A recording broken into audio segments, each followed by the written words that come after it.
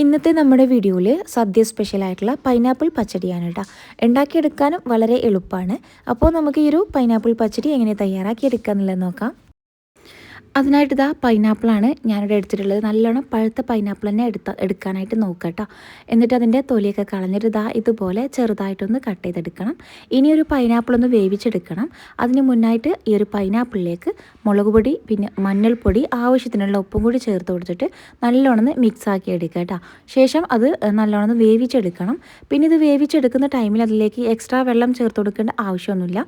ഇതിൽ നിന്ന് താനെ ആ ഒരു പൈനാപ്പിളിൽ നിന്ന് തന്നെ വെള്ളം ഇങ്ങനെ ഇറങ്ങി വന്നോളും. അതുകൊണ്ട് നമ്മൾ വേറെ വെള്ളം ഒഴിച്ചു കൊടുക്കേണ്ട ആവശ്യമില്ല കേട്ടോ.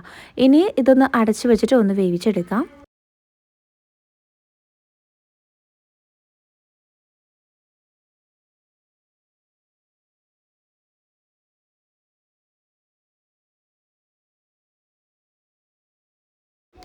അപ്പോൾ ഇതാ ഒരു പൈനാപ്പിൾ നല്ലോണം കുക്കായി വന്നിട്ടുണ്ട്. ഇതുപോലെ വേണമെന്നുണ്ടെങ്കിൽ ജസ്റ്റ് ഒന്നിങ്ങനെ ഉടച്ചെടുക്കുക കേട്ടോ.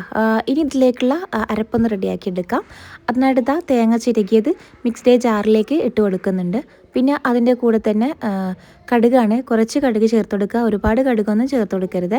കുറച്ച് മാത്രം ഇതിലേക്ക് ചേർത്ത് കൊടുക്കുക. അതുപോലെ തന്നെ ചെറിയ ജീരകം ചേർത്ത് കൊടുക്കുക.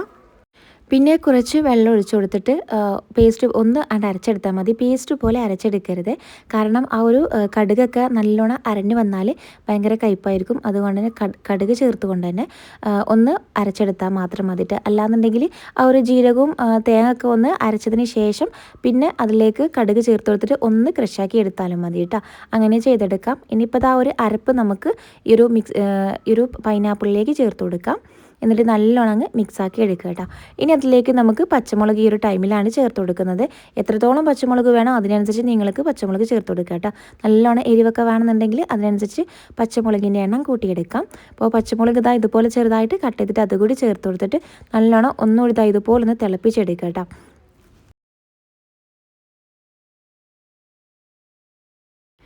ഇനി ഏറ്റവും ലാസ്റ്റായിട്ട് ഇതിലേക്ക് കുറച്ച് തൈരും കൂടി ചേർത്ത് കൊടുക്കുക. ഇതുപോലെ ഇങ്ങനെ തിളച്ച് വരുന്ന ആ ഒരു സമയത്ത് നമുക്ക് തൈര് ചേർത്ത് കൊടുക്കുക കേട്ടോ. അപ്പോൾ തൈരും കൂടി ചേർത്ത് കൊടുത്തിട്ട് ഇതുപോലെ അങ്ങ് ഇളക്കി യോജിപ്പിച്ചെടുക്കണം കേട്ടോ. ആ തൈരും അതുപോലെ തന്നെ ആ ഒരു പൈനാപ്പിളും എല്ലാം കൂടി നല്ലോണം ഇങ്ങനെ മിക്സ് ആക്കി എടുക്കുക.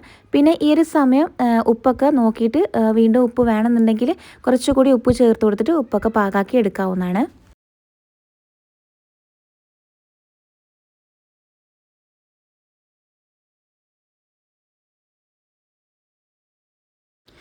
അപ്പോൾ നമ്മുടെ പൈനാപ്പിൾ പച്ചടി ഇവിടെ ഏകദേശം റെഡി ആയിട്ടുണ്ട്. ഇനി നമുക്ക് ഫ്ലെയിം ഓഫ് ചെയ്യാം. ഇനി ഇതൊന്ന് വറവിടണം. അതിനായിട്ട് വെളിച്ചെണ്ണ നല്ലോണം ചൂടായിട്ടുണ്ട്. അതിലേക്ക് കുറച്ച് കടുകൊന്ന് പൊട്ടിച്ചെടുക്കാം. പിന്നെ നമ്മുടെ കറിവേപ്പില ഇട്ട് കൊടുക്കുക. അതുപോലെ തന്നെ വറ്റൽ മുളകും കൂടി ചേർത്ത് കൊടുക്കുക കേട്ടോ. എന്നിട്ട് നേരെ നമ്മുടെ പൈനാപ്പിൾ പച്ചടിയിലേക്ക് അങ്ങ് ചേർത്ത് കൊടുക്കാം. എന്നിട്ട് അത് ചേർത്ത ഉടനെ തന്നെ ഇങ്ങനെ ഇളക്കിയെടുക്കരുത്.